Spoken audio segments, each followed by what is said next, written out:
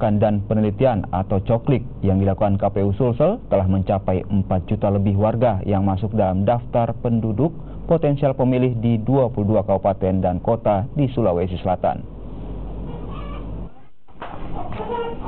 Dari total 6.871.186 atau 60% masyarakat yang masuk dalam daftar pemilih penduduk potensial pemilu atau DP4 telah melakukan pencocokan dan penelitian atau coklik.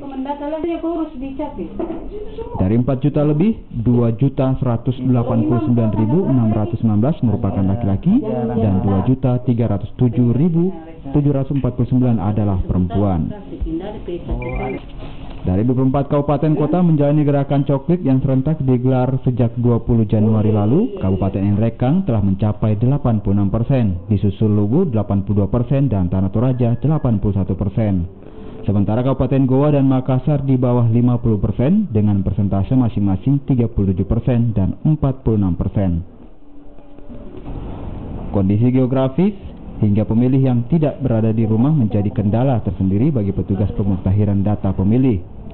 Di sisi lain, masih ada yang belum memenuhi syarat kelengkapan seperti IKTP dan surat keterangan. Ya, kalau proses pencoklikan sendiri berdasarkan pengaduan dari bawah, variasinya macam-macam. Misalnya saja terkait dengan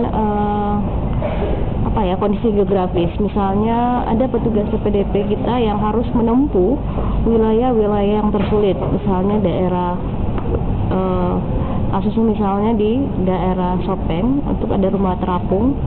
Jadi penghuninya itu biasanya hari Jumat saja baru didata. Jadi kalau tidak ditemukan itu harus didata lagi berulang-ulang. Dari jumlah DP4 KPU Sulsel sebanyak 6.798.179 pemilih potensial, 2.373.809 pemilih yang belum melakukan coklik atau sekitar 34%. Arif Tirtana, Kompas TV.